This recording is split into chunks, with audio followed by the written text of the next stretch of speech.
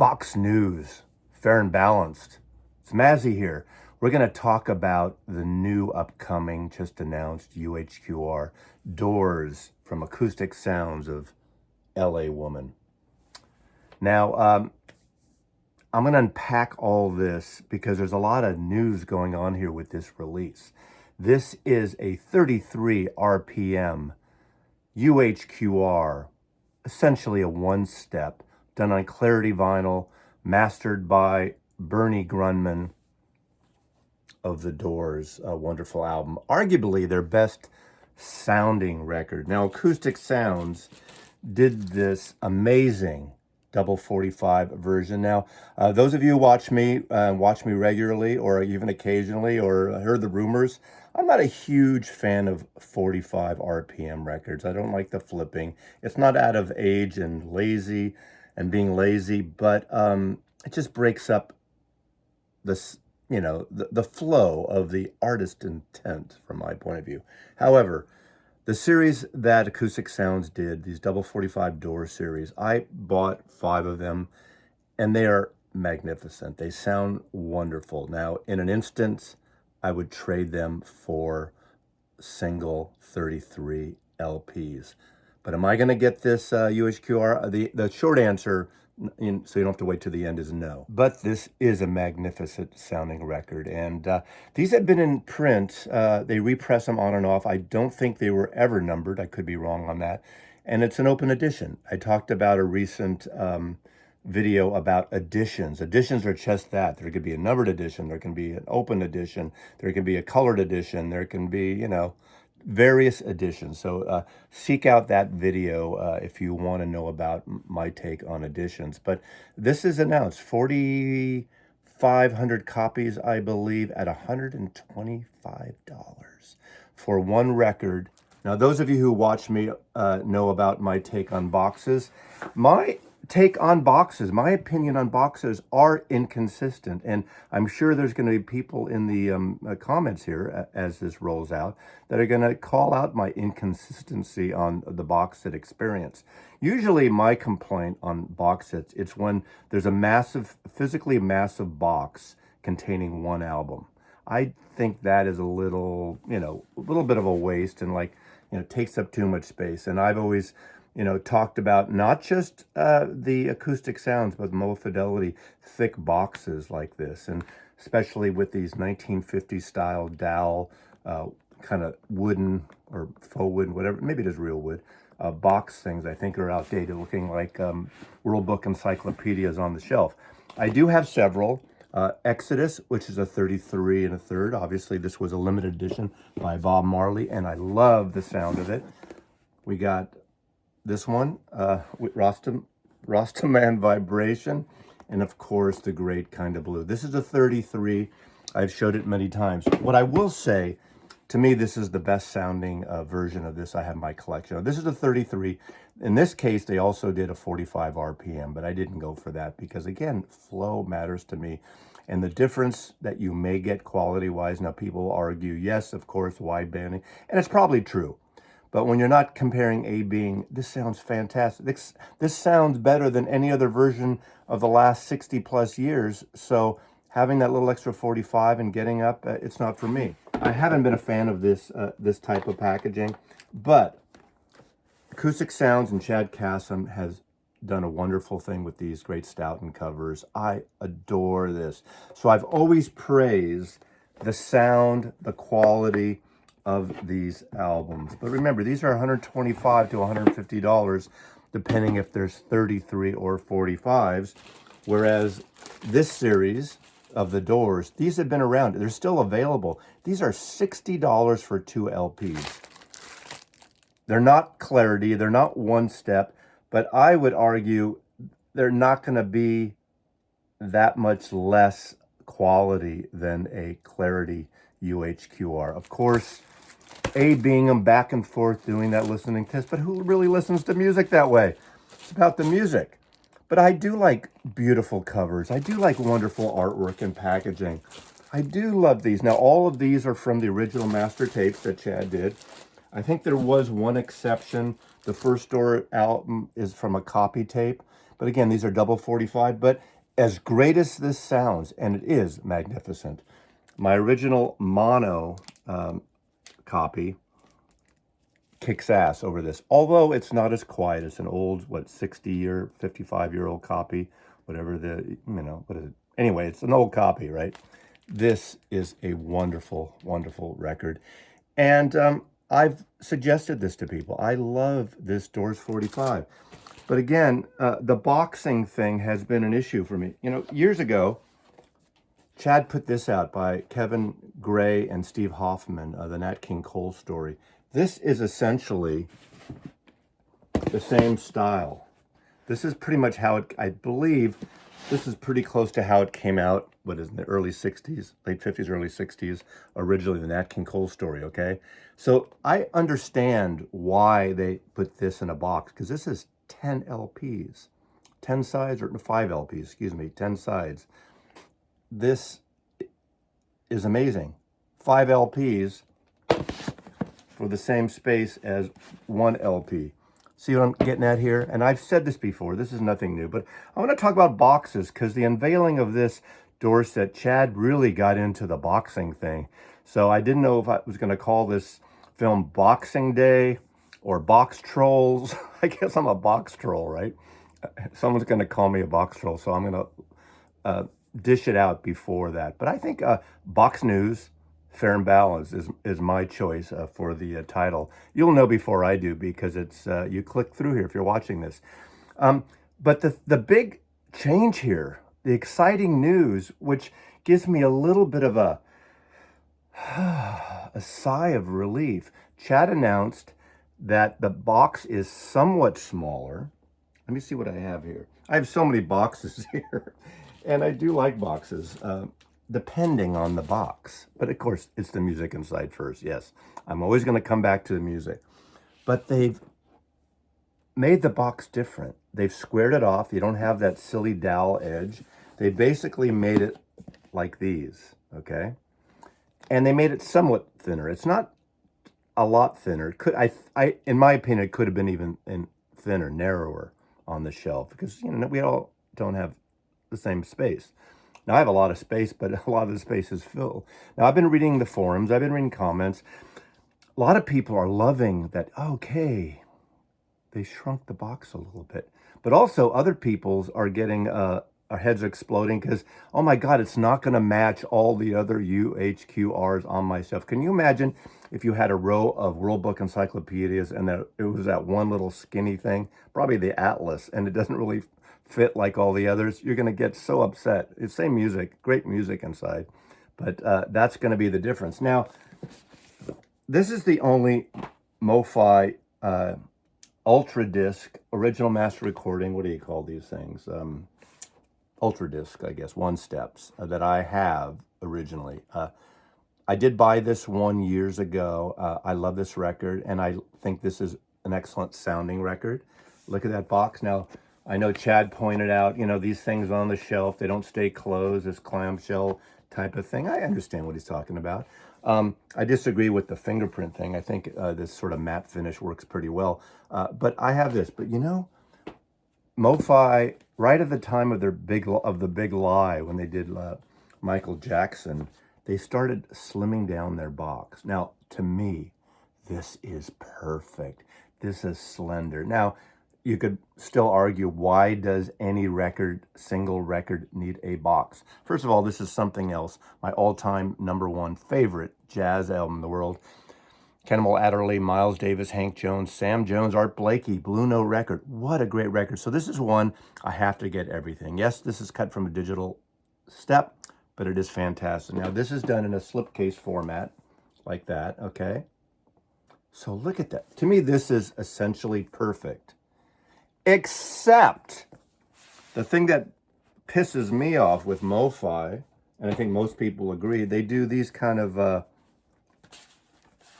separate folio covers. Why don't you just print a regular cover like Chad does and like everyone else does? They give you a cover slick, a separate cover slick poster. You have the record and you have the instructions or the the schematic, I should say, not instructions, the schematic of how these are made, the one-step process. Now finally adding in that DSD step. But like, come on, glue this fucker on it. Like, let's do a nice cover, Mofi. That's the problem with Mofi. So they just don't seem to get it right. From one person's opinion, this is an opinion piece if I didn't say at the top of the hour. But as we're unpacking this, you'll kind of get the gist of this. But, Mofi and now Acoustic Sound have modernized the box set because, as I said, those dowel type corner things are so 1950s classical. Nothing to do with Jimi Hendrix or rock and roll or White Stripes or something. But I understand the concept of, by putting it in a box, it adds to the premium value of it, and it does. It adds another $60 or $70 to the premium value when you can do a double 45 Wonderful Doors record selling for $60, and now you're having $125 for a single 33 record. What's the difference? The box, the Clarity vinyl. What's different? One-step process. Yes, there's more. You're paying for premium. Now, I am inconsistent. I go for boxes, crazy money for certain boxes, but from my point of view, at least I'm telling myself this, Mazzy. I'm talking to the third person again about myself. It is the artistic creation of that box set. I'm going to lift something up here. In fact, I'll show you right now. I'll do a picture-in-picture type of thing of me lifting out the craziest box set I've bought in a long time. But it's something like, it's 10 albums, it's books, it's artwork, it's all types of chazarai in a box in an oversized, overpriced, artistic statement. So, of course, I spend a lot on that. And it's crazy. It is. And I will admit that. Because I always am pontificating about the music, but I like the artwork. I like the aesthetic thing. So maybe, those of you who like the UHQR lining on, I'm not going to say you're wrong. I'm just talking from my, to me, that's unnecessary. The Atlantic 75s without a box are $60. Those are amazing. I don't have any, but I understand they're great, but they're double 45s. The Rhino High Fidelity, which I've spoken about a lot here, $40. Now, that is a Warner artist. I wish, now, it'd probably be in competition with themselves or with Chad, but I wish Rhino would do these Doors albums, like in terms of the 33 and a third Rhino High Fidelity. I don't need the Clarity. I don't need the box for one record, but any of the Doors albums as a Rhino Hi-Fi, if they could do those, to me would be fantastic. That I would buy. And then I would get rid of these double 45s that Chad did. Again, they're excellent records. I'm not going to diss those. Now let's unpack some other boxes. This is a cool artistic statement. Now, arguably, the problem with something like this, it doesn't fit with everything else. It's too high, it's too low, it's too thick, it's too unthick. It doesn't really fit on your shelf, so you have to be creative in where you place some of these box sets. This is In Rainbows by Radiohead, one of my all-time favorite bands of the last 30 years or so, 25 years. But this is, the reason this is one record, it's actually two LPs, I believe, in this case is the artwork, the addition of the artist that Tom York collaborates with. And also in this case, it's a combo of CDs and vinyl. And it's kind of a wonderful set. They've done this on several of their titles of special editions. And I really like that special edition, special packaging, only from artists that I really love conceptually. Then there's a series that came out about 2017 or so, when the reissue program went for Kate Bush. I didn't get them all because I have originals which I adore, but I did get this one because this is remastered in vinyl for Kate Bush. Look at this. This is thinner than the UHQR boxes. And this has 4 LPs in it. Now this one has 12-inch singles. This is basically the remix album. Well, no, it doesn't. It has the remixes, I should say. But this has 4 LPs. Now, this to me makes sense. A nice, simple slipcase. You know, people are going to say, oh, yeah, but they fall out when you hold it like this. Well, don't hold it like that, right? But this is a wonderful series. I only have this one. Kate Bush. There's something like Give Me Some Truth, John Lennon. This is the remix that Sean Ono Lennon did. Kind of a cool box. This is, I think, is it 4 LPs? I think with a, oh, it's 4 LPs, and it has the remixes, outtakes, alternate things, which is kind of cool. Actually, the remixes of the hits. That's what this is about. With a poster and a booklet. You know, some say these don't always stay closed, but when you're putting on a shelf if you're next to other things, it's perfectly fine. Here's something that's kind of wonderful. Now, this is Acoustic Sounds. This is an excellent, this is 6 LPs. This is the double 45, I think, Box Starker, one of the best sounding records in my collection. This is not much thicker than the UHQRs, but there's, you know, what is it, 6 LPs in here. These beautiful Bach cello solos. Fantastic set. There's been various versions of this coming out. I love this. Now, this is where this kind of slipcase makes sense. And this is a wonderful, simple design. I love that. Then you get something that's maybe silly, but kind of fun, heavy. You get literally a briefcase. This is like the old record boxes. You get an old record box with this faux leather, kind of like the recent ZZ Top Rhino High Fidelity has this kind of faux leather. Doesn't have a handle. That case is a slipcase. But this one opens up, if you can get it open. These are the later John Hyatt records, and it has all of them in here. This is a nice way for presentation. You can sit it in front of your stereo, open it up, flip it up, pull it out top. Easy in, easy out, easy access. You know, boxing works in a situation like this. And then you can pick it up by the handle and bring it to your friend's house over a weekend when you have a sock hop and a party and a pillow fights and play your John Hyatt records or something. And then there's, you know, full catalog sets, or at least catalog label sets. And this is the mono box by the Kinks. These are all the Pi albums. This just has a simple lift-off case, so it's easy access again.